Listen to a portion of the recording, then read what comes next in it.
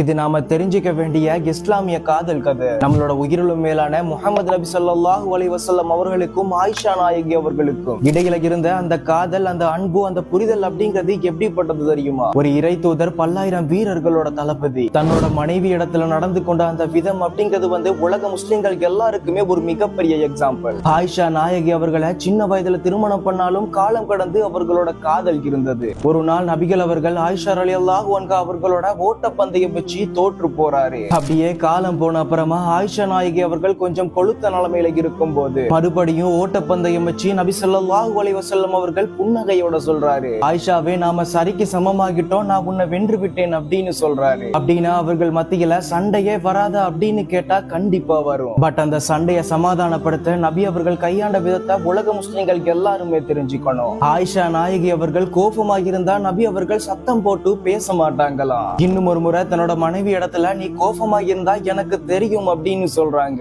அதுக்கு ஆயிஷா நாயகி, அல்லாஹ்வோட தூதரே, அது எப்படி அப்படின்னு சொல்லி கேட்டப்போ, நீ சாந்தமாக இருந்தா முஹம்மதுடைய இறைவன் அப்படின்னும், கோபமாக இருந்தா இப்ராஹிமுடைய இறைவன் அப்படின்னு சொல்லுவேன்னு சொல்லி இருக்காங்க. அந்த அளவு நபி அவர்கள் தன்னோட மனைவி இடத்துல புரிதலாவும் விளையாட்டாவும் பாசமாவும் ஆறுதலாவும் வாழ்ந்திருக்காங்க.